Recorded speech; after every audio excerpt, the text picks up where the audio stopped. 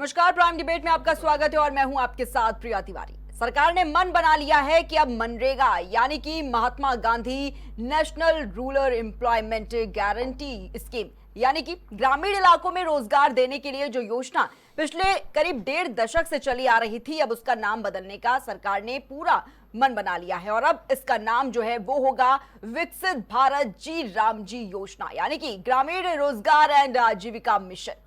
यानी कि देखिए, ग्रामीण इलाकों में रोजगार और आजीविका देने के लिए सरकार एक मिशन तैयार कर रही है। लेकिन क्या नाम बदलने से बेरोजगारी की समस्या खत्म हो जाएगी? 3 दिन पहले भी नाम बदलने की बात जो है वो सामने आई थी। उस वक्त पूज्य बापू नाम रखने की बात जो है वो कही गई थी, तो बंगाल से विरोध के सुर उठने लगे। तृणमूल कांग्रेस ने ऐतराज किया और कहा कि महात्मा नाम से आखिर क्या दिक्कत है। ये महात्मा की उपाधि मोहनदास करमचंद गांधी को रविन्द्रनाथ टैगोर ने दी थी, जो कि नेशनल एंथम के रचयिता हैं, one of the tallest figure of the West Bengal. और सवाल उठने लगे कि भाई ये बंगाल विरोधी लोग हैं, तो पूज्य बापू से अब सीधा महात्मा गांधी का नाम हटाकर जी राम जी ले आए। और अब विपक्षी दल ये आरोप लगा रहे हैं कि गोडसे प्रेमी महात्मा गांधी से तो नफरत करते हैं और इसीलिए जो नाम है उसको बदला गया है। किसी को अपना नाम लिखवाना हो या नाम बदलवाना हो तो वो एकदम तैयार हैं उसके लिए। तो ये नई चीज देख रहे हैं कि डबल इंजन में अब यूपी के इंजन से दिल्ली वाला इंजन सीख रहा है। अभी तक तो दिल्ली वाले इंजन की नकल यूपी वाला इंजन कर रहा था। अब क्योंकि किसी का हटाया नहीं जा सकता किसी को, तो उसका कद हटाया जा रहा है। तो ये जो डबल इंजन वाली सरकारें हैं, ये दूसरों के काम अपने काम बना रहे हैं। इनके पास नया काम नहीं है। 100 दिन 125, ये कौन सी नई बात हो गई? आप तो कहते हैं कि आपका बजट न जाने कहां पहुंच गया, पर कैपिटा इनकम बहुत है, आपकी इन्वेस्टमेंट बहुत आ रहा है, तो आप दिन क्यों नहीं बढ़ाते हैं? आप कम से कम 200 दिन करिए। खुशी तो तब होती जब आप 200 दिन से ऊपर ले जाते रोजगार और काम देते लोगों को, और फिर आप ऐसे नियम बना देते हैं कि आप उस योजना से बाहर नहीं जा सकते हैं। तो उसके नियम ऐसे हों, अगर नया नाम दे रहे हैं आप, दूसरे का काम अपना काम बना रहे हैं, तो आपको नियम भी ऐसे बदलने चाहिए जिससे सहूलियत हो, स्टेट गवर्नमेंट्स को थोड़ा आजादी हो उसमें बजट को इस्तेमाल करने में। नहीं, इतनी पाबंदियां लगा देंगे आप कि आप बजट ही नहीं खर्च कर पाएंगे। और जहां तक पॉल्यूशन का सवाल है, हर चीज में कंटेमिनेशन है। पंचायती राज का मकसद ही यह था। जब ये बार बार मेरे पिताजी की बात बोलते हैं ना कि पैसे, जितने पैसे हम भेजते हैं उसमें उतने पहुंचते नहीं हैं, तो जो पंचायती राज का बिल था वो इसीलिए था ताकि पैसे, जो सरकार के पैसे हैं वो डायरेक्ट ग्राम तक पहुंचे, गांव तक पहुंचे, और गांव में पंचायत में तय किया जाए कि किस तरह से खर्चे जाएंगे। तो अगर आप उसका विपरीत कर रहे हैं तो इसका मतलब कैसे है कि आप भ्रष्टाचार को खत्म कर रहे हैं। और जिम्मेदारी लीजिए, आप नया विधेयक लाए हैं, उसमें आप तो जिम्मेदारी से तो आप हाथ धो रहे हैं कि जितने भी मनरेगा के पैसे जो केंद्र से आते थे, 90% केंद्र से आते थे, और इनके विधेयक में ज्यादातर प्रदेशों में अब 40% केंद्र से आएंगे। तो ना आप जिम्मेदारी लेना चाहते हैं, आप जनता का अधिकार कम करना चाहते हैं, और जितनी सत्ता है केंद्रित करना चाहते हैं। और इसीलिए एक ऐसी स्कीम जो सोनिया गांधी के नेतृत्व में यूपीए में आई थी, उसका नाम बदल रहे हो, गांधी हटा रहे हो। याद रखना, ये देश अपने राष्ट्रपिता के लिए लोकतांत्रिक ढंग से भरपूर विरोध करेगा और कांग्रेस पार्टी भरपूर विरोध करती है। अरे ये तो आज गांधी का नाम हटा रहे हैं, कल गोडसे का नाम लगा देंगे। 125 दिन का नाम लेकर काम नहीं बदल रहा है, नाम बदल रहे हैं। बहुत स्पष्ट होता जा रहा है कि जिस तरीके से भारतीय जनता पार्टी में इतनी कुंठा है महात्मा गांधी जी को लेकर, पंडित जवाहरलाल नेहरू जी को लेकर, और ऐसे अनगिनत नेता जिन्होंने आजादी की लड़ाई लड़ी हो और फिर जिम्मेदारी से उन्होंने सरकारें चलाई हो, तो ये महात्मा गांधी जी का नाम बदलकर जी राम जी बिल लाना, उसमें जो छुपा हुआ है, जो नीति और नीयत छुपी हुई है, वो स्पष्ट होती जा रही है। 125 दिन का तो कह रहे हैं, पर जो राज्य सरकारों पे जो भार आ रहा है, पहले 90% सरकार देती थी मनरेगा फंड्स और 10% राज्य देते थे। अब आपने हाईली सेंट्रलाइज फंडिंग पैटर्न किया है, जहां पे जीएसटी के रेवेन्यू केंद्र सरकार पे जाता है, फिर डेवल्यूशन होता है, हर तरीके से सेस के माध्यम से आप लोग टैक्सेस कलेक्ट करते हैं, और अब कह दिया है कि 60% सेंटर देगा, 40% वो देंगे, राज्य देंगे। राज्य कहां से पैसे लाएं? आप इलेक्शन के समय पर उनके लिए ऐसे वेलफेयर स्कीम्स अनाउंस कर देते हैं जिससे फिस्कल डेफिसिट हर राज्य का बढ़ता जा रहा है। आप उनको, सारे स्टेट्स को ये बर्डन डालकर उनको डेट की ओर लेकर जा रहे हैं। विपक्ष का एक तरीका बन गया है हर काम को डिले करने का, जबकि मनरेगा में जितने अमेंडमेंट्स किए जा रहे हैं 100 से दिन को 125 किया जा रहा है। कुछ काम जो पहले शामिल नहीं थे उनको शामिल किया जा रहा है, और ऐसी सिचुएशन जो गांव में काम एक रूटीन के अलावा उनके डेवलपमेंट के लिए होने चाहिए उनको भी शामिल किया जा रहा है ताकि हर व्यक्ति को काम मिले। तो बहुत ही नेक काम मेरे हिसाब से ये है। इसमें गांव का एक सतत विकास होगा, गांव के लोगों का रोजगार बढ़ेगा, उनके दिन भी बढ़ेंगे, और विकसित भारत की नई तस्वीर ये स्कीम लेकर आई है। तो मुझे लगता है कि इसको डिले करना गांव के साथ बहुत बड़ा अन्याय होगा, नाइंसाफी होगी। नहीं, देखिए, जी राम जी बहुत प्रेरणादायक मेरे हिसाब से छंद है, और रामराज की अवधारणा हम सब लोग के दिल में समाई है जब से राम मंदिर का उद्घाटन हुआ है। तो मैं समझता हूं कि जी राम जी से सामान्य में भी लोगों में यह अवधारणा होगी कि विकसित भारत के लिए हमें प्रण करना है। मैंने भी कल अपने सदन के भाषण में विकसित भारत के बारे में बोला, तो मैं समझता हूं कि विकसित भारत को लामबंद करने के लिए हर नागरिक के मन में अगर जी राम जी का, रामराज का भी अवधारणा होगी तो मैं देश आगे बढ़ेगा, सबका विकास होगा।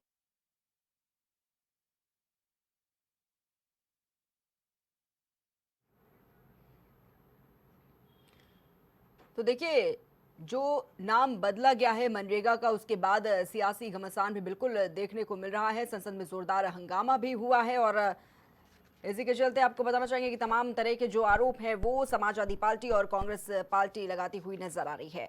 और अब आपको ग्राफिक्स के जरिए बताने की कोशिश करते हैं कि मनरेगा और विकसित भारत जी राम जी जो नया नाम रखा गया है उनके प्रावधानों में क्या अंतर है। तो सबसे पहले गड़बड़ी और फर्जी काम की शिकायतें जो हैं वो मनरेगा के तहत मिल रही थी, जिसमें ये कहा जा रहा है कि एआई से फ्रॉड पकड़ना, जीपीएस और डिजिटल निगरानी विकसित भारत जी राम जी के में जो है वो बढ़ेगी।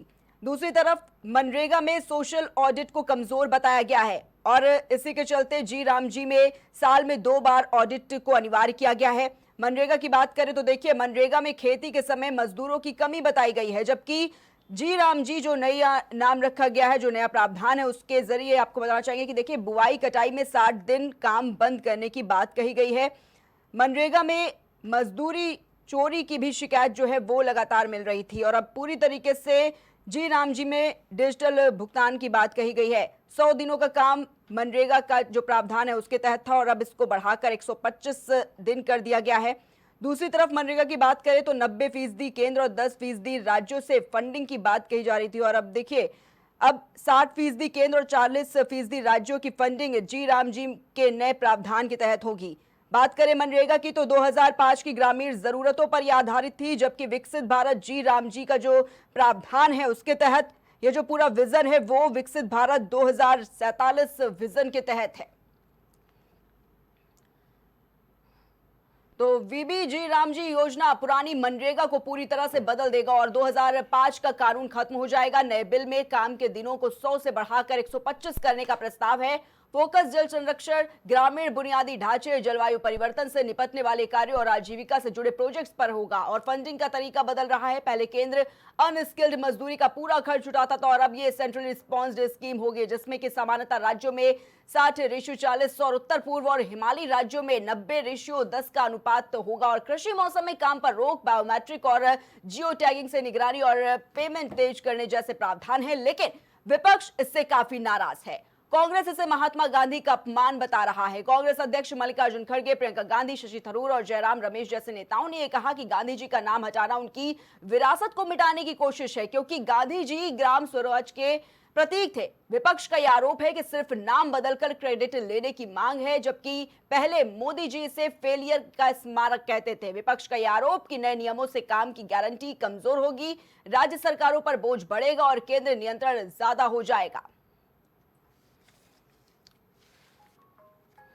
तो अब देखिए, तमाम सवाल इसके बाद खड़े होते हैं कि क्या मनरेगा का नाम बदलने से ग्रामीण क्षेत्रों में बेरोजगारी खत्म हो जाएगी। सवाल नंबर 2 ये बन रहा है कि क्या नाम बदलने की जगह बेहतर काम करने पर ध्यान नहीं देना चाहिए था।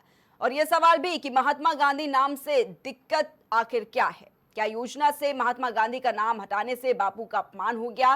क्या मनरेगा की जगह कानून नया मगर मजदूरी पुरानी रखी जाएगी। और देखिए, एक बड़ा सवाल यह भी खड़ा हो रहा है कि क्या खर्च में राज्यों की 40% हिस्सेदारी के कारण जीराम जी कानून बोझ बन जाएगा? तो आज हम इसी पर चर्चा करेंगे। पैनल पर हमारे साथ खास गेस्ट भी जुड़ चुके हैं और सबसे पहले हम आपको उनसे परिचय करवा देते हैं। हमारे साथ भारतीय जनता पार्टी से विकास पांडे जुड़े हुए हैं। विकास पांडे जी, बहुत बहुत स्वागत है आपका। हमारे साथ समाजवादी पार्टी से विवेक पांडे जुड़े हुए हैं। विवेक जी, बहुत बहुत स्वागत है आपका। हमारे साथ वरिष्ठ पत्रकार पंकज रस्तोगी जुड़े हुए स्टूडियो से। पंकज जी, आपका बहुत बहुत स्वागत है। और सबसे पहले पंकज जी, आप इसे शुरुआत कर लेते हैं। पंकज जी, जिस तरीके से मनरेगा योजना का नाम बदलकर अब नया नाम रखा गया है जी राम जी कानून, और उस पर देखिए तमाम तरह के जो सवाल हैं वो विपक्षी पार्टी उठाती हुई नजर आ रही है। और सवाल ये भी कि मनरेगा का जी राम जी है या फिर जय राम जी है, आखिर करना क्या चाह रही है सरकार? देखिए, पहले तो ये समझ लीजिए, जो 2005 में मनमोहन सरकार जब थी तो उसने जो मनरेगा कानून लाया था, जो बिल लाया था, जिसमें रोजगार दिया जाता था आपके किसानों को, और जो वहाँ पर ग्रामीण क्षेत्र के लोग हैं उनको जो रोजगार देने की बात कही जा रही थी, लेकिन वो योजना भारी भ्रष्टाचार के आकंठ में डूब गई। उसमें 100 दिन रोजगार देने की बात तो होती थी, लेकिन जिस तरह से पंचायतों में और ग्राम प्रधानों द्वारा जिस तरह से उसमें 20-20% कमीशन लेके काम किए जाते थे, तो किसानों को 40% जो भी मजदूर उसमें काम करते थे, बकायदा 40% उसमें घूस चली जाती थी। प्रिया तिवारी जी, ये जान लीजिए प्रिया जी, तो इस तरह से वो एक बहुत बड़ा नैरेटिव चल रहा था। उसमें बिना काम किए लोग पैसा प्राप्त कर रहे थे और तमाम इस तरह का भारी भ्रष्टाचार हो रहा था। और उसमें जो लोग ग्राम प्रधान या जो लोग भी इन्वॉल्व रहते थे, जो पंचायत के लोग इन्वॉल्व रहते थे, वो भारी भ्रष्टाचार करते थे।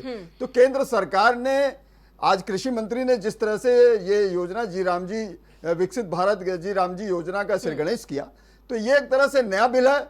और सबसे बड़ी बात यह है कि भगवान राम, महात्मा गांधी भगवान राम से ऊपर नहीं है, और कांग्रेस तो भगवान राम को काल्पनिक बताती रहती है।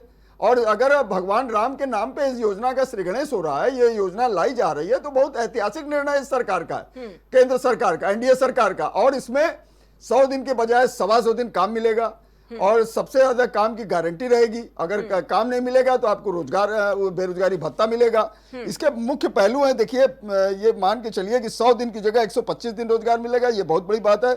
मजदूरी का भुगतान 15 दिन के बजाय हर हफ्ते किया जाएगा। खर्च पहले 100% केंद्र सरकार वहन करती थी, अब 60% केंद्र सरकार वहन करेगी, 40% राज्य सरकारें वहन करेंगी। विपक्ष द्वारा यह कहना कि जो है वो पैसा कहां से आएगा, तो देखिए, बजट हर साल बढ़ता है। योजना आयोग हर साल जो है बजट में वृद्धि ही करता है। हर प्रदेश की जरूरत के अनुसार उसके बजट में वृद्धि होती है। और मोदी सरकार जब से बनी है तब से सभी राज्यों के साथ बिना किसी भेदभाव के बजट बढ़ाया जा रहा है। दूसरी बात है, बुआई कटाई के समय अक्सर 60 दिन जो होते थे, उस समय उसके बाद जो उस समय जो मजदूर नहीं मिलते थे वो मनरेगा में लग जाते थे। तो अब किसानों को, जो मजले और जो अन्य किसान हैं, उनको एक मजदूर मिलेंगे, ये बहुत बड़ी चीज है। और जो मजले और छोटे किसान हैं, जब वो खाली रहेंगे तो वो मनरेगा के द्वारा भी जो है ये जी राम जी योजना के तहत भी जो है वो कार्य करेंगे, उनको अच्छा खासा पैसा मिलेगा, भुगतान मिलेगा, तो वो मतलब कभी खाली नहीं रहेंगे। और दूसरी बात है कि आधार व बायोमेट्रिक सत्यापन के कारण मजदूरी का भुगतान उनके खातों में होगा, ये बहुत बड़ी बात है। इसमें किसी प्रकार का अनलगा भ्रष्टाचार नहीं होगा। और दूसरी बात है, काम नहीं मिलने पर बेरोजगारी भत्ता मिलेगा, केंद्र राज्य सरकार की हिस्सेदारी होगी, मजदूर कृषि कार्य की ओर शिफ्ट होंगे, ये बहुत बड़ी चीज है। और बाकी बचे 305 दिनों में 125 दिन उनको काम मिलेगा। तो ये जी राम जी योजना बहुत महत्वाकांक्षी योजना होगी, ग्रामीण भारत के विकास के लिए एक नया मील का पत्थर साबित होगी, इससे इनकार नहीं किया जा सकता है। और भारत में किसानों के लिए, और जो भारत में मजले और छोटे किसान जब वो खाली रहते हैं तो उनको भी एक काम का अवसर मिलेगा। और भ्रष्टाचार पे एक बड़ी तगड़ी नकेल होगी, ये भी मान के चलिए, क्योंकि केंद्र जब पूरा पैसा दे देता था उसको लोग खा जाते थे।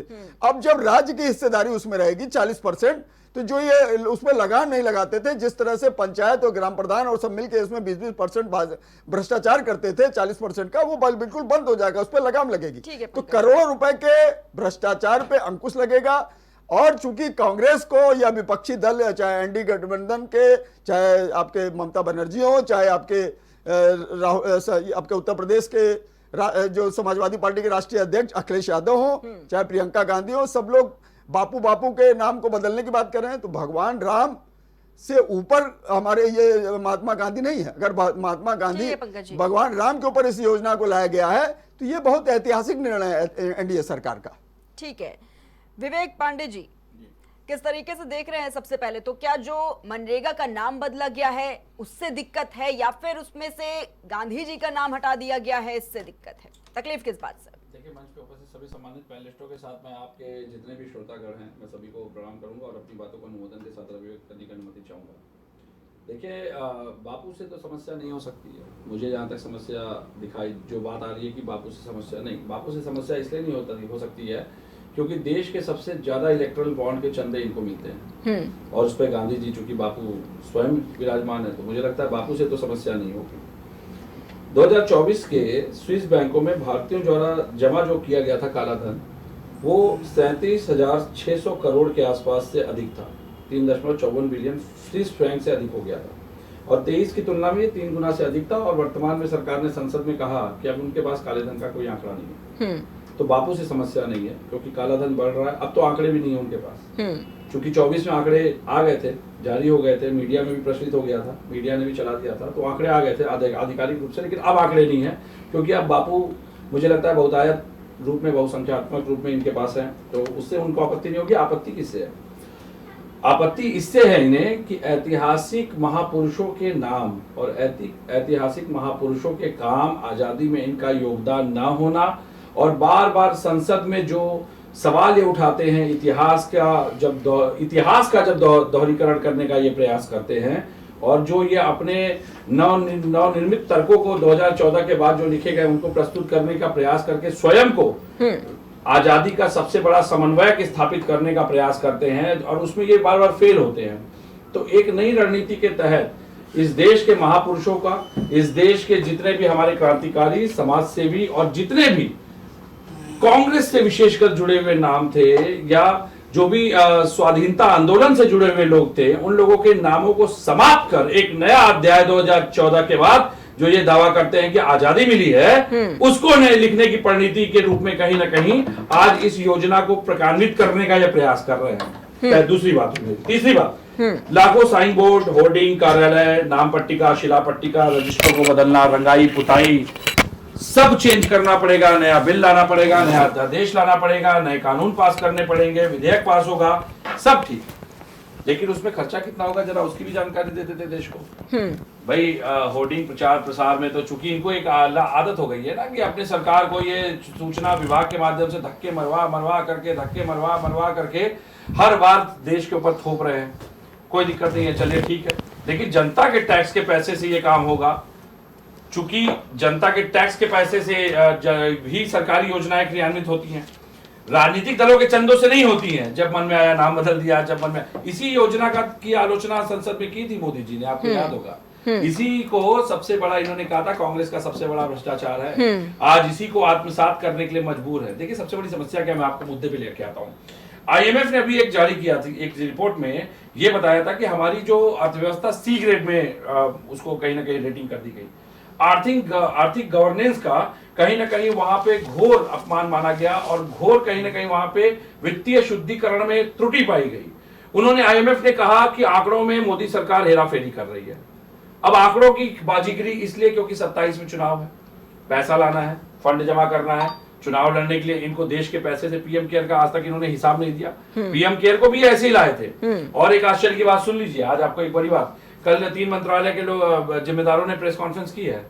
जो इन लोगों ने इस तरह से वित्तीय संसाधन, नमो ऐप वगैरह, उसका मंत्रालय से कोई लेना देना ही नहीं है। और देश से इन्होंने चंदे लिए उसके नाम पे, देश से इन्होंने आर्थिक अनुदान लिए हैं। उन सरकारी संस्थाओं के आधार पे अपने आप को ई-गवर्नेंस जोड़ दिया, एक भावनात्मक शब्द जोड़ दिया, उसको भारत सरकार के परिप्रेक्ष्य में उसकी छवि दिखा दी और दिखा दिया कि हम उनकी प्रतिछाया है। और देश ने भरोसा करके आग बंद करके पैसा दे दिया। उस पैसे का उद्देश्य और उपयोग क्या हुआ, जरा उसको भी तो सार्वजनिक कर दीजिए। उसको करना चाहिए, देश का पैसा है, जिम्मेदारी बनती है। और उससे बड़ी बात पे मैं आऊंगा, आज देश के सामने चुनौती क्या, मनरेगा का नाम बदलना है। प्रिया जी, सबसे बड़ी बात इस मंच पे जितने लोग बैठे हैं, क्या आज इस देश के सामने चुनौती केवल और केवल नाम बदलना है कि इस देश में आपको यह बताना चाहिए कि आप नेशनल सिक्योरिटी सेस बिल क्यों लेकर के आ रहे हैं? क्या कारण है कि आपको शेष शब्द का मतलब अतिरिक्त व्यय, 100 रुपए की चीज पे आपने 15 रुपए अगर शेष लगा दिया तो वो 15 रुपए 115 रुपए की वस्तु मिलेगी, वही 100 रुपए की वस्तु। और उस शेष को राज्य के साथ बांटने का कोई प्रावधान नहीं है, वो पूरा पैसा केंद्र सरकार ले जाएगी और उसके साथ उसके बारे में उस पैसे का क्या उपयोग किया, किस उद्देश्य से उपयोग किया, इसकी जानकारी सार्वजनिक करने का कोई प्रावधान नहीं है। तो मैं ये पूछूंगा, आज हमारे सामने वित्तीय चुनौतियां क्या है? आज हमारे सामने वित्तीय चुनौतियां हैं कि हमारी अर्थव्यवस्था आंकड़ों में कुछ है, किताबों में कुछ है, बताई कुछ जा रही है, वास्तव में कुछ है। IMF जैसी संस्था हमारी वित्तीय आंकड़ों पे सवाल उठा रही है। मोदी सरकार की साख दांव पे पड़ी हुई है। अपने बयानबाजी के कारण विदेश नीति इन्होंने ऐसी ध्वस्त कर दी कि नेपाल जैसा देश हमको आंख दिखा रहा है। और हमारे सामने चुनौती क्या दिखाई जा रही है? मनरेगा का नाम बदलना बहुत आवश्यक है, क्योंकि इस देश का आर्थिक विकास यहीं अटका हुआ है। आपको लगता है कि आर्थिक विकास मनरेगा का नाम बदलने से, अगर भगवान श्री राम का नाम लगाने से मनरेगा या इस देश की अर्थव्यवस्था मजबूत हो, तो मैं तो कह रहा हूं पूरे देश का नाम ही राम रख दो। कौन मना कर रहा है? लेकिन इसकी गारंटी कौन देगा हमको? क्योंकि जितने दावे मोदी जी करके आए थे, जितने दावे इन्होंने किए, इनका पहला मैनिफेस्टो देख लीजिए, दूसरा मैनिफेस्टो देखिए, तीसरा मैनिफेस्टो देखिए, जितने दावे किए थे अभी तक किसी एक विषय पर मोदी सरकार सार्थक रूप से अपने आप को साबित नहीं कर पाई। और वही हालत उत्तर प्रदेश में योगी सरकार का है। केवल आंकड़ों की बाजीगरी और आंकड़ों के झूठ सूचना प्रसार के धक्कों से, पोस्टर, होर्डिंग, प्रचार प्रसार के माध्यम से यह सरकार संचालित हो रही है। और उससे बड़ी बात सुन लीजिए, एक अंतिम कंक्लूड कर रहा हूं।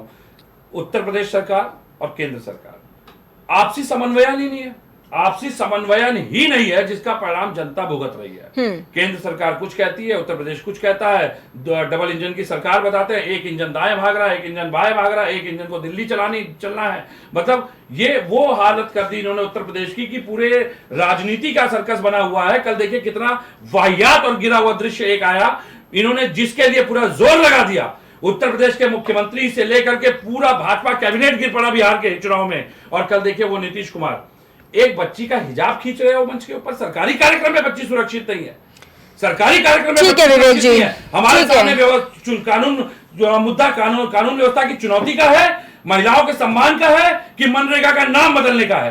और उस पर घिघिया कर, दांत निपोड़ के, किस तरह बेशर्मों की तरह देखिए आज संजय निषाद बयान दे रहे हैं। ठीक है, मैं निवेदन करूंगा उस बयान को चलाइए। मैं सिर्फ ये लाना चाह रहा हूं आपको वहां पे, हमारे सामने चुनौती, प्रावधानिक चुनौती क्या है, वर्तमान चुनौती। ठीक है पांडे जी, से लेकर राजनीतिक जिम्मेदारियां तय है किसी। कांग्रेस पार्टी से हमारे साथ प्रदीप सिंह जी भी स्टूडियो से जुड़ चुके हैं। प्रदीप सिंह जी, बहुत बहुत स्वागत है आपका। और प्रदीप जी, सवाल ये कि आखिर मनरेगा का जो नाम बदला गया है, विकसित भारत जी राम जी योजना, इतना बड़ा सा नाम रखा गया है, आपत्ति किस बात से है आपको? लगातार कांग्रेस सवाल उठा रही है, कह रही है कि गोडसे प्रेमी हैं, नाम से दिक्कत तो होगी ही इनको। क्या कुछ दिक्कत है?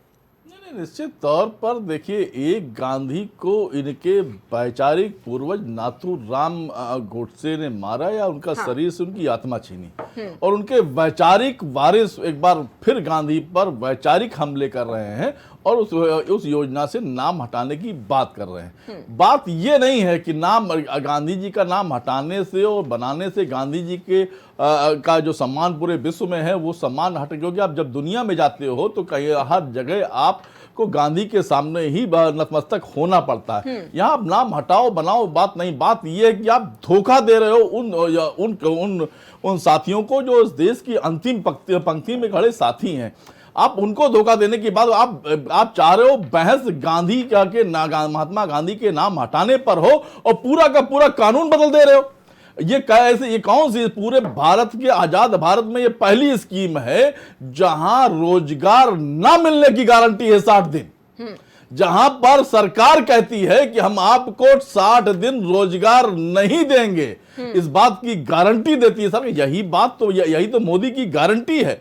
हम ये कहते हैं, बार ये सोच आज की नहीं, जब गांधी पर पहला हमला हुआ था तब भी वो हमला किसी भारत पाकिस्तान हिंदू मुसलमान पर नहीं था। वो हमला था कि वहां दलित बस्तियों में जाकर वहां समन्वय की बात गांधी कर रहे थे, इसलिए गांधी पर पहला हमला हुआ था। और गांधी पर फिर यह हमला हो रहा है क्योंकि वो उन कमजोर साथियों को रोजगार की बात कर रहे थे, उनको ताकतवर बनाने की बात कर रहे थे, जहां पर पंचायत स्तर पर उनकी मजबूती हो रही थी और डिमांड के आधार पर उन्हें रोजगार मिल रहा था। आज सरकार तय करेगी कि जो बजट हम देंगे उस पर तुम्हें रोजगार मिले मिलेगा और 60 दिन का तो उनसे रोजगार छीनेंगे। और ये सामंतवादी व्यवस्था है जहां पर मजबूत जमींदार लोगों को चूंकि मनरेगा के माध्यम से वहां पर रेट को तय करने की स्थिति बन जा रही थी उन साथियों की, आज उन्हें मजबूर किया जा रहा है, उन्हें इस जमींदारी प्रथा में मजदूर बनने के लिए मजबूर किया जा रहा है कि वो तय करेंगे तुम्हारी मजदूरी क्या है, उन 60 दिनों में तुम्हें उनके यहां जाना ही होगा। तो यही तो हम कह रहे हैं, इसी व्यवस्था के लगातार ये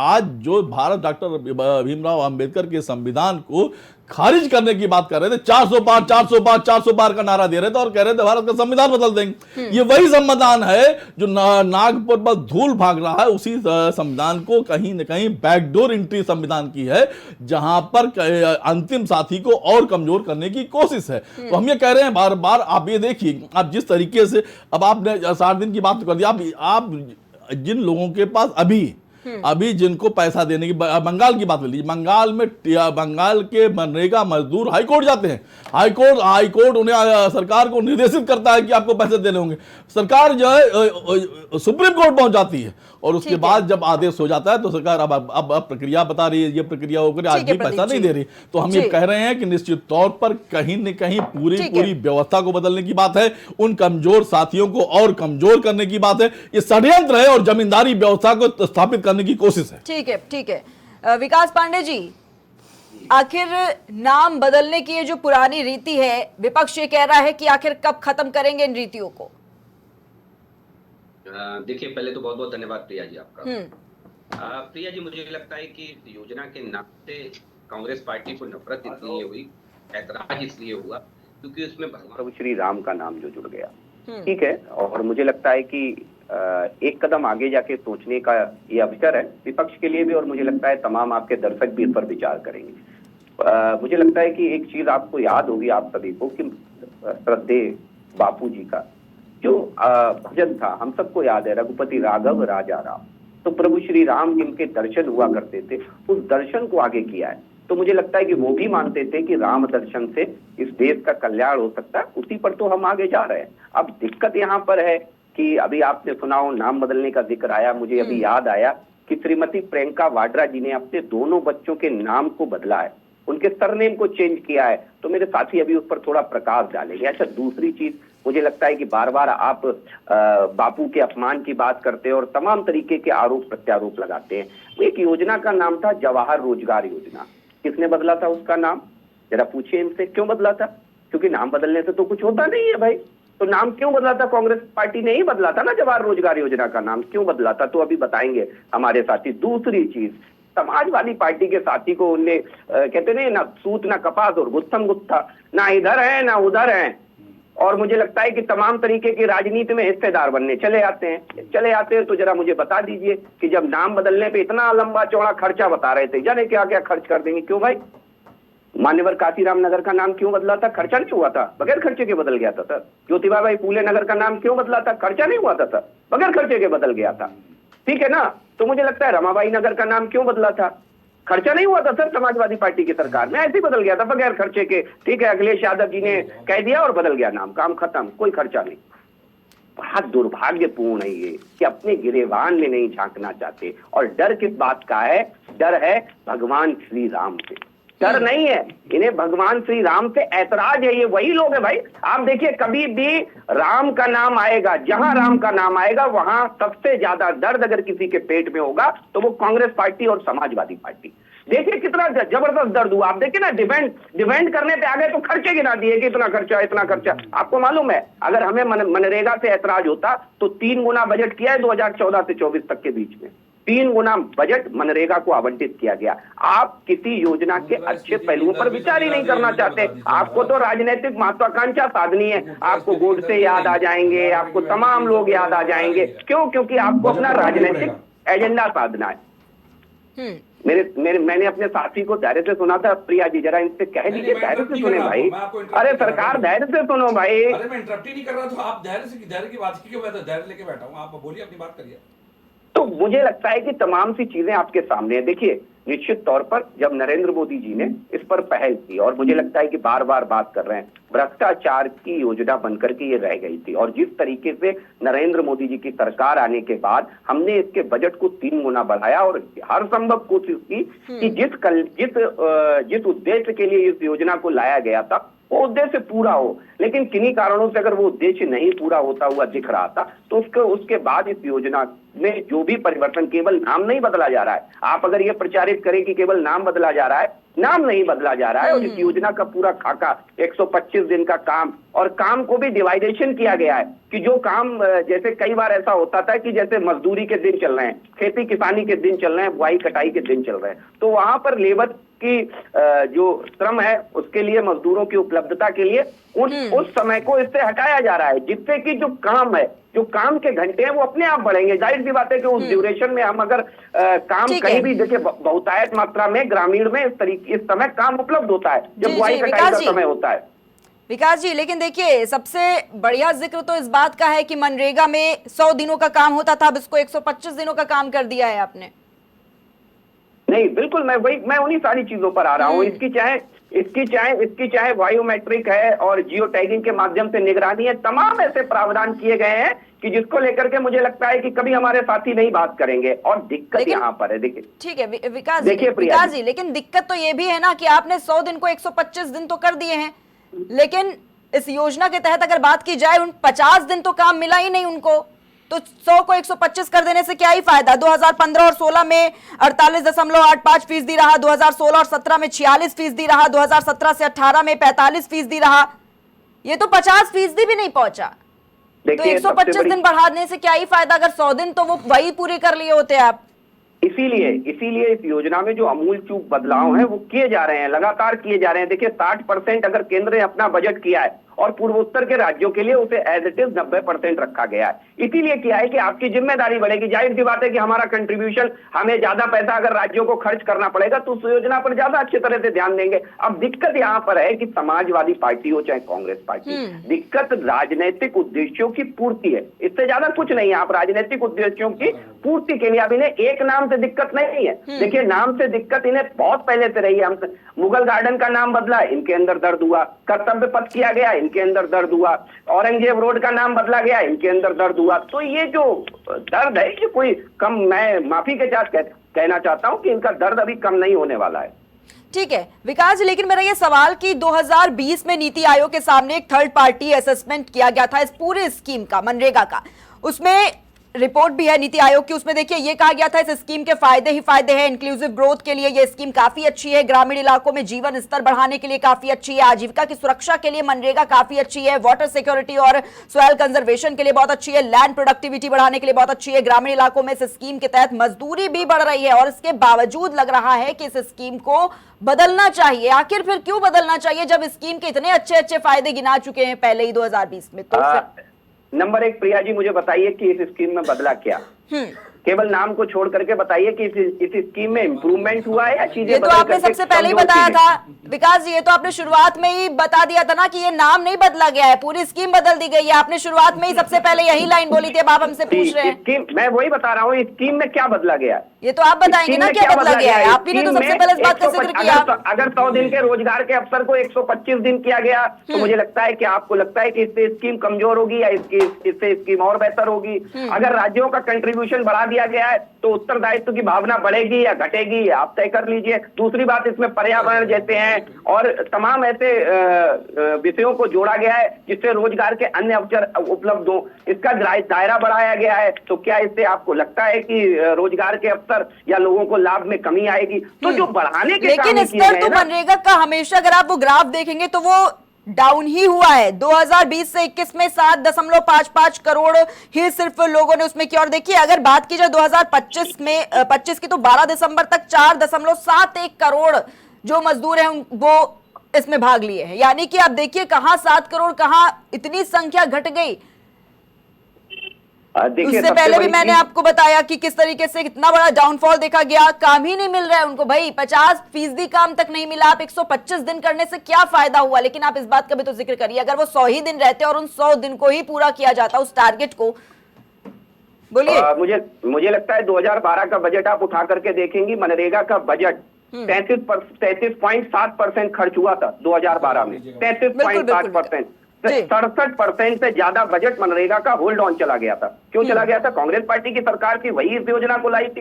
यानी कहीं ना कहीं कुछ कमियां थी, और उन कमियों को दुरुस्त करने के लिए जो चीजें इसमें जोड़ी जा सकती थी जिससे रोजगार के दिन बढ़े हमारे, हमने पर्यावरण एक उदाहरण दिया, ऐसे कई चीजें इसमें जोड़ी गई जिससे रोजगार के अवसर बढ़े। अब दिक्कत यहाँ पर क्या है? क्या इस योजना को खत्म कर दिया सरकार ने? नहीं कर दिया। इस योजना को बेहतर तरीके से लागू करने के लिए और ज्यादा दिनों तक लोगों को काम मिले और ज्यादा लोग इस काम में पार्टिसिपेट कर पाए, इसलिए इसमें आमूलचूल परिवर्तन किए गए। लेकिन लौट घूम फिर के सुई कहां पर अटक रही है? सुई अटक रही है मनरेगा के नाम पर। और नाम पर मैंने आपको बताया कि देखिए, नाम की मैंने पहले कहा आपको कि भगवान राम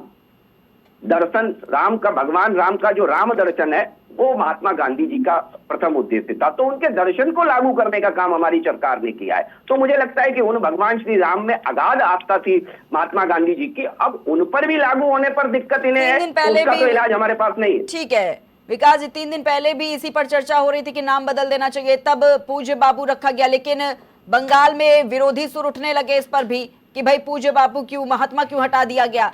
कहीं ना कहीं जो कनेक्शन है उसपे वो भी दिख रहे हैं। विवेक जी जवाब लूंगी इन सारे सवालों का आपसे, लेकिन पंकज जी क्या कुछ कहेंगे कि पहले 3 दिन पहले से जो नाम बदलने की चर्चा हो रही थी, पूज्य बाबू नाम रखने पर पूरी तरीके से सहमति बनाई गई, लेकिन उसके बाद जो बंगाल से विरोधी सुर उठ रहे थे, तमाम ऐसे सवाल कि भाई महात्मा नाम कहां से गायब हो गया, तब ये कहा जा रहा था कि ये लोग बंगाल विरोधी लोग हैं। चुनाव का कनेक्शन भी है क्या इसमें? देखिए, ये जी राम जी जो योजना है ये निश्चित रूप से एक नया बिल है। इसमें तमाम तरह के ये मनरेगा का दूसरा रूप है, और ये मान के चलिए इससे ग्रामीण क्षेत्र के विकास के सर्वांगीण विकास में एक नया आयाम स्थापित होगा, इससे इनकार नहीं किया जा सकता। और लोगों को वहाँ जो बुआई कटाई के समय मजदूर नहीं मिलते थे वो मिलेंगे, और दूसरी बात उसके बाद लोगों को वहां पर रोजगार के अवसर मिलेंगे 125 दिन। और उसमें जो भ्रष्टाचार था, जिस तरह से भारी भ्रष्टाचार, जो भी हमने आपको पहले भी बताया कि 40% 20% ग्राम प्रधान और वो सब ले खा जाते थे, और पंचायत लेवल पे जो लोग खा जाते थे 20%, तो वो सब की बचत होगी, उस पर अंकुश लगेगा। और राज्यों को जो 40% की जिम्मेदारी सौंपी गई है उसका भी जो है राज्य उसका ध्यान रखेंगे, उसमें बकायदा काम के। लेकिन सवाल ये भी है ना पंकज जी, बोझ ना बढ़ जाए। जो अभी आपने आंकड़े प्रस्तुत किए, निश्चित रूप से इस योजना के, जी राम जी योजना के आने के बाद इसके आंकड़ों में भी भारी वृद्धि होगी, इससे इनकार नहीं किया जा सकता है। और भ्रष्टाचार की बात करें तो वेस्ट बंगाल के 19 जिलों में इस योजना में भारी भ्रष्टाचार हुआ, पूरे के पूरे पैसे खा लिए गए और इस तरह के तमाम फर्जीवाड़ा हुआ, ये भी आंकड़े सामने आए हैं।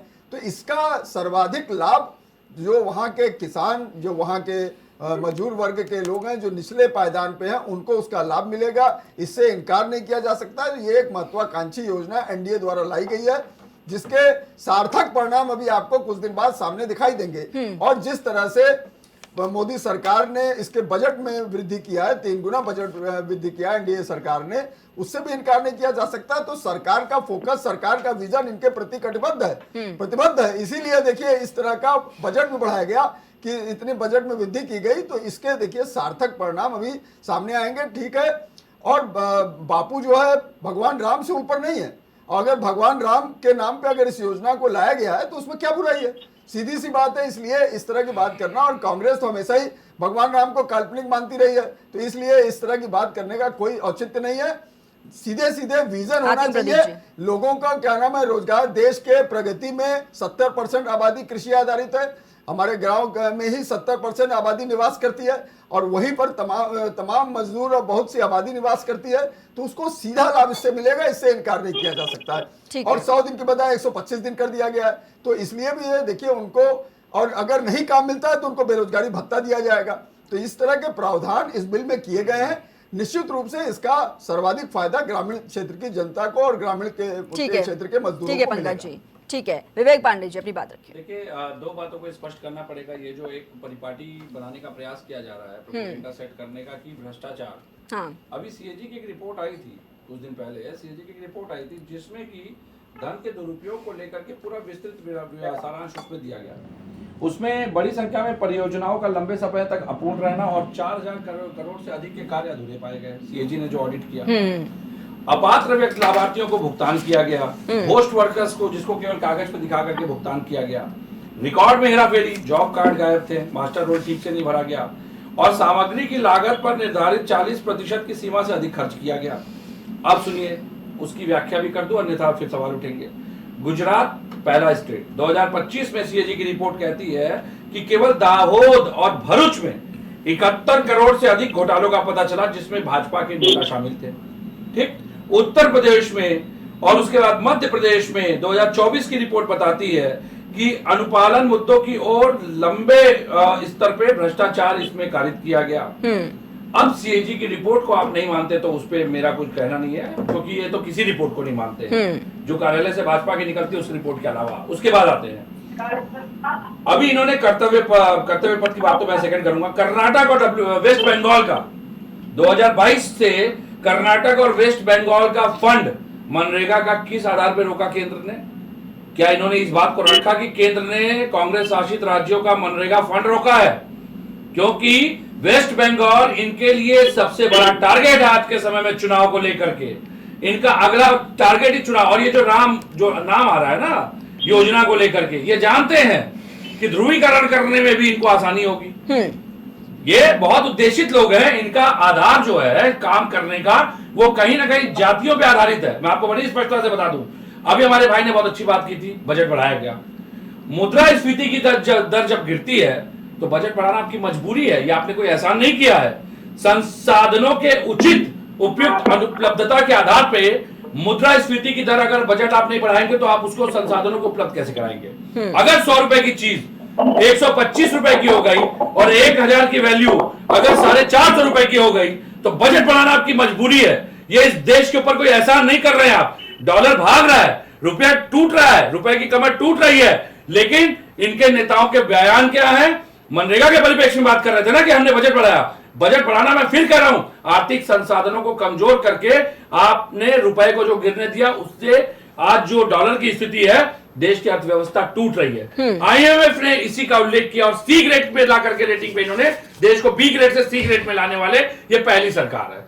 अब इसके आगे बढ़ते हैं। इन्होंने बहुत अच्छी बात कही थी, अभी नाम बदलना, कर्तव्य पथ की बात की।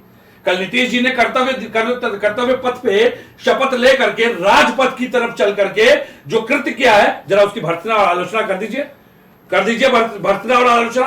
संजय निषाद जी की और नीतीश कुमार की आलोचना कर दीजिए। उस कृत्य से कम आज भाजपा के मित्र को हमारे पूरे देश के सामने माफी मांगनी चाहिए। एनडीए का घटक दल है, एनडीए का घटक दल है। अगर उसको उठा के बाहर फेंक नहीं सकते, माफी तो मांग सकते हैं ना। विकास जी, आप भी एक महिला है, विकास जी, क्या कुछ जवाब देंगे? आपके सम्मान में तो माफी मांग सकते हैं ना। बोलिए कि नीतीश कुमार के कृत्य के लिए पूरा एनडीए शर्मसार है। ठीक है विकास जी, जवाब दे दीजिए। हाँ सुनाइए। प्रिया जी, बड़ी माफी से मुझे याद आया, एक नेता थे इनके स्वामी प्रसाद। इतिहास पे नहीं, वर्तमान पे पहले आइए। इतिहास इसके बाद बता दीजिएगा। वर्तमान पे पहले बताइए, माफी मांगेंगे कि नहीं? माफी मांगेंगे कि नहीं प्रिया जी? माफी मांगेंगे कि नहीं?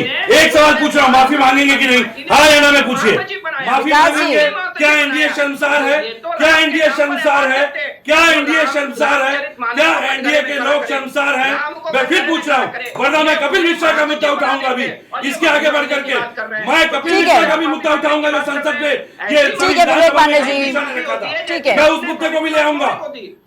फिर पूछ रहा हूँ, ठीक है विवेक पांडे जी, जवाब सुन लेते हैं। विकास जी क्या कुछ कहेंगे, जल्दी से जवाब दीजिए, फिर आगे बढ़ते हैं। मंत्री खड़ा था उस मंच पे, ऐसी माफी मांगने सीएम खड़े थे उस मंच पे, बड़े जिम्मेदार अधिकारी खड़े थे, और देखिए कैसे बेशर्म की तरफ बैठ करके बचाव कर रहे हैं, बचाव कर रहे हैं।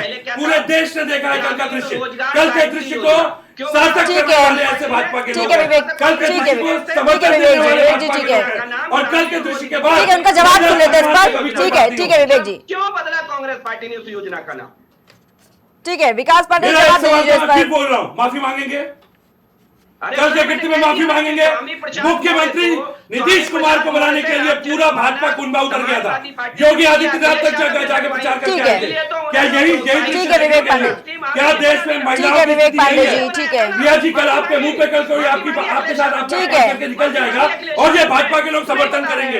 ये देख लीजिए सामने बैठ के। ठीक है विवेक पांडे जी, ठीक है। विकास पांडे जी जवाब दीजिए, फिर आगे बढ़ते हैं डिबेट में। जी देखिए, मुझे कह रहा हूं मैं धैर्य से सुन ले, और मुझे लगता है कि इनके माफी मांगने के पैटर्न में और हमारे माफी मांगने के पैटर्न में बड़ा अंतर है, क्योंकि इनके नेता स्वामी प्रसाद मौर्य ने रामचरितमानस की प्रतियां जलवा दी। आगे रामचरितमानस पे लीजिए, आगे रामचरितमानस पे, आ गए रामचरित मानस पे। राष्ट्रीय महिला ठीक है। सम्मान से कोई सरोकार नहीं है प्रिया जी। मैं फिर कह रहा हूँ, आप एक महिला हैं, कल यही भाजपा ही आपका अपमान करके चले जाएंगे, लेकिन माफी नहीं मांगेंगे। ये सार्थक कर रहे हैं इस परिणति को, ये परिणति को सार्थक कर रहे हैं। ठीक है विवेक पांडे जी, नेता के देखिए ये सवाल उठेंगे तो फिर इन्हीं के नेता के वक्तव्य है। ठीक है। एक महिला पत्रकार देश छोड़ के चली गई। आप सुनिए ना, ये बात करेंगे बैठकर। ठीक है, जवाब महिला सुनिए सम्मान का मजाक बना के ठीक है विवेक पांडे जवाब सुन लीजिए। यादव ने बता दीजिए ना क्यों बनाया था राष्ट्रीय महासचिव उस बयान के बाद? उस बयान के बाद इन्होंने ठीक है महासचिव बनाया था। ठीक है विकास पांडे जी, ठीक है देखिए अगर इस मुद्दे पर रहेंगे तो इतिहास से ज्यादा और कुछ जानने को मिल नहीं पाएगा। ठीक है 24 घंटे पहले के बाद तो माफी तो मांग नहीं पा रहे हैं। ठीक है, ये नीति और नीति की बात मुद्दे पर वापस आ जाते हैं। ठीक है विवेक पांडे भारत के आजादी जी, संग्राम में इतिहास के अलावा और कोई जवाब नहीं मिल पाएगा। ये जो पेंशन भोगी लोग हैं, विवेक पांडे जी। जो पेंशन लेते थे और केंद्र कर्मचारियों के, सरकारी कर्मचारियों की पेंशन बंद करा दी। ठीक है विवेक पांडे जी, देखिए इतिहास के अलावा और कोई जानकारी मिल नहीं पाएगी यहाँ पर, माफी तो छोड़ दीजिए। माफी मांग ले। वही मैं कह रही हूँ कि इतिहास के अलावा और कुछ सुनने को मिल नहीं पाएगा। लेकिन प्रदीप जी आप अपनी बात रख रहे थे, अपनी बात पूरी कर लीजिए आप। नहीं बात नहीं रख रहे थे। देखिए अभी दो झूठ यहाँ लगातार बोले। अभी बताया गया बंगाल में भ्रष्टाचार। हाँ। बंगाल के मनरेगा या कार्यक्रम में अगर भ्रष्टाचार था तो माननीय उच्चतम न्यायालय का फैसला क्या भ्रष्टाचार का समर्थन कर रहा था क्या? तो ये बात इतना बड़ा झूठ इतने सम्राट चैनल पर नहीं बोलना चाहिए। और माननीय उच्चतम न्यायालय के फैसले के बाद भी सरकार इधर उधर प्रक्रियाओं में उलझा रही है और मनरेगा मजदूरों को पैसा नहीं दे रही है। दूसरी महत्वपूर्ण बात, अभी भारतीय जनता पार्टी के प्रवक्ता कंफ्यूज थे। पहले बताया इन्होंने कि स्कीम नाम बदला गया, स्कीम नहीं बदली गई।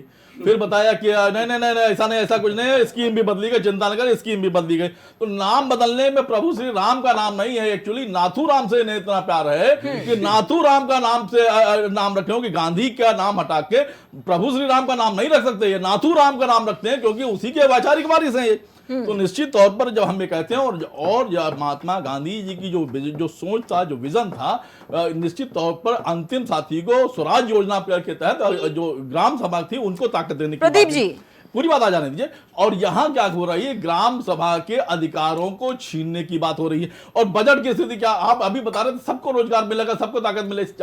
आपने स्टेट के बजट को बढ़ाया और अपने आप को घटाया कि काम लाएंगे, वो विज्ञापन आएगा नरेंद्र मोदी का और खर्च करेगी स्टेट गवर्नमेंट। तीसरी महत्वपूर्ण बात यह है कि अब बजट के आवंटन की स्थिति क्या है। अब ये काम भी कौन तय करेगा? काम राज्य सरकारें नहीं तय करेंगी, काम मोदी जी तय करेंगे कि यहां काम होगा और यहां काम नहीं होगा। मोदी जी काम तय करेंगे, पैसा स्टेट देगा, फोटो मोदी जी की लगेगी, विज्ञापन मोदी जी का होगा। ये इनकी योजना है। तीसरी महत्वपूर्ण बात, अभी देखिए दोनों लोगों भारतीय एक वरिष्ठ पत्रकार ने भी उसी बात का समर्थन किया और प्रवक्ता जी ने जो मैं कह रहा हूं कि पूरी की पूरी ये पार्टी, ये पूरी सरकार जमींदारी व्यवस्था का समर्थन कर रही है। ये लेबर सप्लायर का काम कर रही है। जिस समय उनके पास खेती के काम के मजदूर चाहिए होंगे तो कम पैसा में उनकी शर्तों के अनुसार जो मजदूर मिलेंगे वो सरकार उनकी तरफ धकेलने की कोशिश कर रही है। यही ये बात, ये प्रवक्ता वरिष्ठ महोदय पत्रकार महोदय भी बता रहे हो, भारतीय जनता पार्टी के प्रवक्ता भी कह रहे हैं। और यही तो मैं भी कह रहा था कि पूरी की पूरी भारतीय जनता पार्टी और इसकी सोच जमींदारों के समर्थन में है। और विकास पांडे जी जवाब पूरी जो कमजोर साथी हैं उनके अधिकारों को छीनने की बात है। और जहां तक हम बार बार कह रहे हैं, और एक बहुत बड़ी बात है, जैसे ही बजट खत्म मनरेगा मजदूरों को अधिकार खत्म। ठीक है प्रदीप जी, बजट खत्म, आप कह रहे हैं उनको गांधी से दिक्कत है, भारतीय जनता पार्टी कह रही है इनको राम जी से दिक्कत है। स्टेट ने इसको थोड़ा क्लियर कर दीजिए। पूरा का पूरा 100% बजट का वो खर्चा स्टेट को देना पड़ेगा, फोटो नरेंद्र मोदी की लगेगी। तो पूरी साजिश के तहत जो विपक्ष की सरकारें हैं उन्हें कमजोर करने की साजिश है, जमींदारों को ताकतवर बनाने की साजिश है और नाथूराम गोडसे को पूरे देश में दोबारा यशस्वी बनाने का षड्यंत्र है। ठीक है प्रदीप जी, लेकिन इस चीज को थोड़ा क्लियर जरूर कीजिए। भारतीय जनता पार्टी कह रही है कि इनको श्री राम जी से दिक्कत है, आप कह रहे हैं कि उनको गांधी जी से दिक्कत है। हमको मुझे नाथूराम से दिक्कत है। भगवान राम कांग्रेस के लिए प्रतीकात्मक है।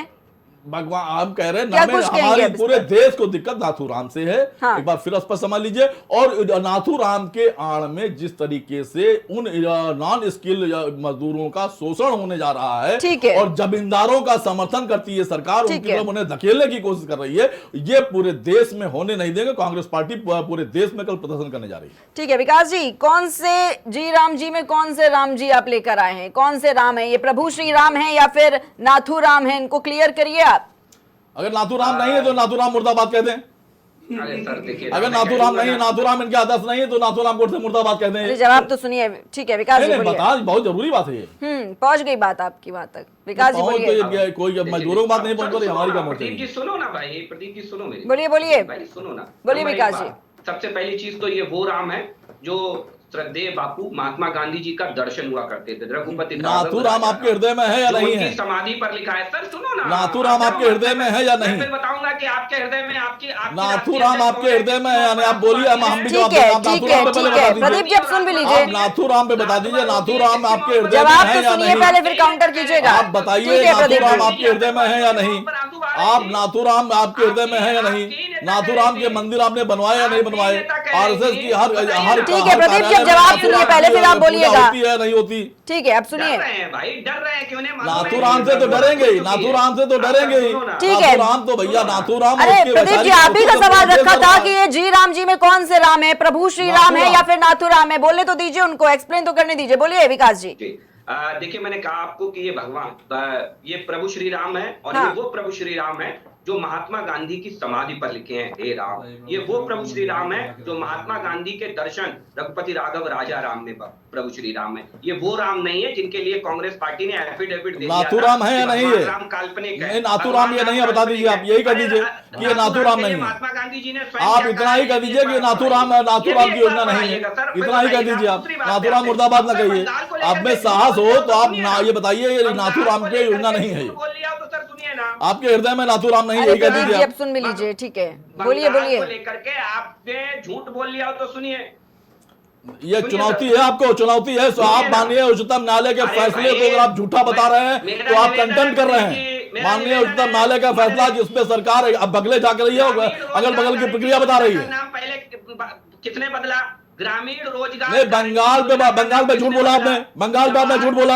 माननीय उच्चतम न्यायालय के फैसले को आपने झूठा और गलत बताया, निराधार बताया। अभी वरिष्ठ पत्रकार ने बताया कि अब भारतीय जनता पार्टी के प्रवक्ता ये बात कह रहे हैं। मतलब माननीय उच्चतम न्यायालय के फैसले को आपके चैनल में जो बहस हो रही है वह कंटेंट हो रहा है। माननीय उच्चतम न्यायालय के फैसले तब तो काउंटर दीजिए ना। एक बात अभी यहाँ इस मंच पे नहीं आई है जो कि बहुत महत्वपूर्ण मुझे लगता है आनी चाहिए। अभी रशिया के जब रशिया के प्रेसिडेंट आए थे तो 2 समझौते हुए थे 5 दिसंबर को। ये बात आ जाए क्योंकि ये बात इससे कनेक्टेड है। रूस को यूक्रेन और युद्ध में जनसांख्यिक चुनौतियों का सामना करना पड़ रहा है और गंभीर श्रमिक संकट है उसके सामने, और अनुमान है कि 30 तक उसे 31 लाख श्रमिकों की कमी का सामना करना पड़ेगा। और जिस तरह से प्रावधान इन्होंने किया है कि बजट खत्म होते ही जो बात सामने आई कि बजट समाप्त, मनरेगा समाप्त, तो ये कहीं ना कहीं रोजगार के नाम पे ये रूस तक ये उपलब्धता पहुंचाने का प्रयास है, जिसके कारण इस स्कीम का नाम बदला जा रहा है। पहली बात। दूसरी बात, ये मेरा आरोप है। दूसरी बात, 2025 के अंत तक भारत से लगभग 10 लाख 1 मिलियन कुशल श्रमिक की भर्ती रूस करवाई जाएगी भारत के लोगों को भेज करके। और अभी कई दृश्य ऐसे आए कि जाते हैं लोग काम करने, लेकिन वहां पर उनको लड़ाई करने के लिए भेज दिया जा रहा है सीमा पर। ठीक है। तो मुझे लगता है कि ये जो पूरी साठगांठ है, क्योंकि मोदी सरकार का एक नेचर है, जब उसे कोई योजना क्रियान्वित करनी होती है तो सबसे पहले वो स्कीम बदलती है, विधेयक पास करती है, इस तरह के नाम बदलती है, और उसकी आड़ में फिर लोगों को रोजगार गारंटी देकर के रशिया भेज दिया जाएगा। ठीक है, तो ये मेरा आरोप भी है, इसको ये साबित करे कि ये गलत है। ठीक है, विकास पांडे जी से जवाब ले लेती हूँ। ठीक है विवेक पांडे जी, ठीक है। और दूसरी बात, आर्थिक रूप से जो कमजोर राज्य है उनके बारे में आपने क्या प्रावधान किया है इस पूरी मनरेगा का जो आप चैप्टर चेंज कर रहे हैं, जिसमें नया विधेयक लेके आ रहे हैं, उसमें आर्थिक रूप से कमजोर राज्यों को लेके आए।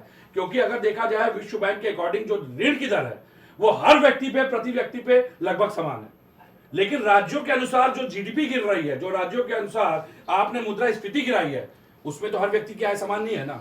तो बताइए आपने अलग अलग राज्यों के प्रावधान क्या किया है और किस आधार पर? ठीक है विवेक जी। विकास पांडे जी जवाब दे दीजिए इस पर। देखिए, सबसे पहली चीज तो बार बार जो बंगाल को लेकर के विषय उठाया जा रहा है, तो मुझे लगता है बंगाल के सुप्रीम कोर्ट के, क्योंकि हमारे साथी अधिवक्ता भी हैं, वो भी बताएंगे कि बंगाल को लेकर के जो सुप्रीम कोर्ट ने अपना निर्णय दिया था उसमें क्या बताया था, जरा बताएंगे। निश्चित तौर पर बंगाल में मनरेगा मजदूरों को उनका बकाया राशि भुगतान करने की बात कही थी, और आप माननीय उच्चतम न्यायालय के फैसले को गलत तरीके से इंटरप्रेट कर रहे हैं और ये कह रहे हैं कि वहां पर भ्रष्टाचार, अगर वो भ्रष्टाचार हुआ तो माननीय उच्चतम न्यायालय का फैसला भ्रष्टाचार का समर्थन कर रहा था क्या? तो आप बिल्कुल बंगाल ठीक है विकास जी अपनी बात रखिए, आप क्यों सवाल उठा रहे हैं, आप क्यों प्रश्न पूछ रहे हैं? जब प्रश्न पूछेंगे तो वो जवाब देंगे। ठीक है, ये जो आरोप आरोप लगाए जा रहे हैं समाजवादी पार्टी की तरफ से, उस पर जवाब दीजिए। ठीक है, ठीक है विकास पांडे जी बोलिए, आप अपनी बात रखिए, इतना समय नहीं है। जवाब दूंगा। ठीक है, बोलिए। केंद्र की उस याचिका के खिलाफ सुप्रीम कोर्ट ने स्पष्ट निर्देश दिए जिसलिए वो याचिका डाली गई थी। 13 जिलों में भ्रष्टाचार की शिकायतें थी। कैग ने जिसे उजागर किया था बंगाल के अंदर मनरेगा के भ्रष्टाचार की शिकायतों को, उसके आधार पर केंद्र ने फंड को रोका था।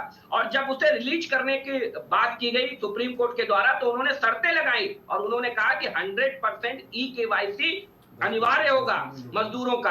मजदूरों के लिए मास्टर रोल ई-केवाईसी जारी होगा। आज तक आप उस प्रक्रिया को जारी, आज तक आपने मनरेगा मजदूरों को पैसा डिलीवर नहीं किया। आप झूठ बोल रहे हैं, पैसा डिलीवर नहीं किया। और आज इस सम्रांत चैनल पर 2 वरिष्ठ पत्रकार और भारतीय जनता पार्टी के प्रवक्ता ने पूरी तरीके से अनर्गल बात की है और फैसले पर संदेह पैदा किया, ये कंटेम्प्ट किया है इन्होंने। ठीक है, ठीक है, और ये सम्रांत चैनल पर बैठ के कंटेंट हो रहा है। ठीक है प्रदीप जी, ठीक है, हम लोग आगे बढ़ाएंगे। विकास जी, ठीक है, उसमें तमाम ऐसे, ठीक है, टॉपिक पर वापस आ जाते हैं। बस एक लाइन में इसका जवाब दे दीजिएगा कि आपने बताया कि उसमें कई ऐसी दिक्कतें थी, उसमें देखा गया 100 दिन था, उसमें और अच्छी चीजें जोड़ी गई, लेकिन नाम बदल कर आखिर क्या लाभ मिल गया? अच्छी कौन सी वो नाम रहकर भी उन योजनाओं में परिवर्तन किया जा सकता था। अच्छी कौन सी चीज जोड़ दी गई? ठीक है विकास जी, प्लीज एक लाइन में इसका जवाब दे दीजिए क्योंकि समय नहीं है इतना। देखिए, अच्छी चीज जोड़ने वाली बात जरूर बता देंगे।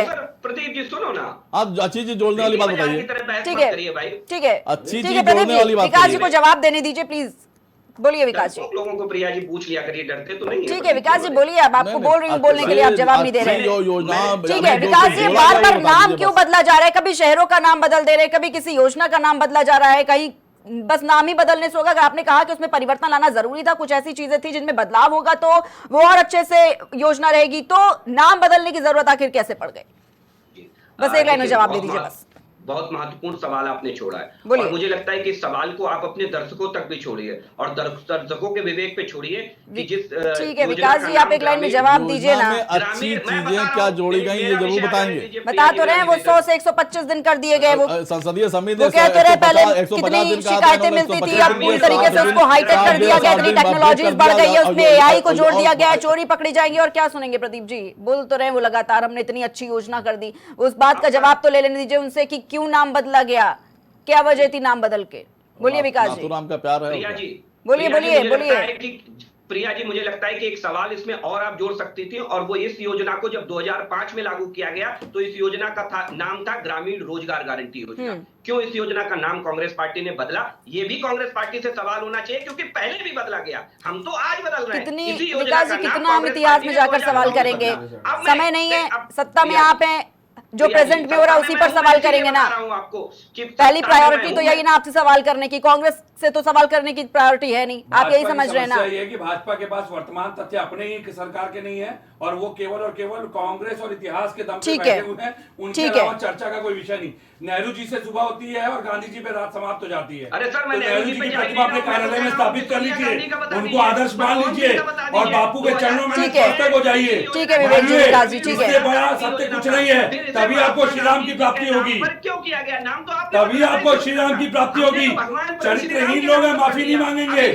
नीतीश कुमार के कृत्य पे प्रिया जी माफी नहीं मांगी भाजपा के प्रवक्ता ने। नीतीश कुमार के कृत्य का मौन समर्थन भाजपा ने दिया है। नीतीश कुमार के कृत्य के चरित्रहीन कृत्य का मौन समर्थन दिया भाजपा प्रवक्ता ने। ठीक है विवेक जी, विकास जी, ठीक है, चर्चा को पर समाप्त करेंगे। ठीक है विवेक जी, ठीक है, ठीक है, चर्चा को पर समाप्त करेंगे। बहुत बहुत धन्यवाद आप सभी का हमारे साथ इस खास चर्चा में जुड़ने के लिए। हमारे साथ भारतीय जनता पार्टी से विकास पांडे जी जुड़े हुए थे, समाजवादी पार्टी से विवेक पांडे जी हमारे साथ जुड़े हुए थे, कांग्रेस पार्टी से प्रदीप सिंह जी और वरिष्ठ पत्रकार हमारे साथ पंकज रस्तोगी जी जुड़े हुए थे। तो मनरेगा योजना का नाम बदलकर विकसित भारत जी राम जी योजना करने का देखिए जिस तरीके से सरकार ने ये बयान दिया, उसके बाद से ही कहीं ना कहीं जो विपक्षी दल है इस पर तमाम तरह के सवाल उठाता हुआ नजर आ रहा है। और पहले भी 3 दिन पहले की अगर बात की जाए तब भी नाम बदलने की बात सामने आई थी और उसके बाद कहीं ना कहीं बंगाल से भी जो विरोधी सुर है वो देखने को मिले थे, क्योंकि इस योजना को पूज्य बापू का नाम पहले दिया गया था, लेकिन उस पर से अब देखिए सीधे सीधे पूरा नाम हटा दिया गया और जी राम जी इस योजना का नाम रखा गया, जिसके बाद से तमाम विपक्षी दल इस पर सवाल उठा रहे हैं और तमाम तरह के जो आरोप है वो भारतीय जनता पार्टी पर लगाते हुए नजर आ रहे हैं। फिलहाल के लिए इतना ही, हम फिर हाजिर होंगे एक नए मुद्दे के साथ, तब तक ले आप देखते रहिए प्राइम टीवी।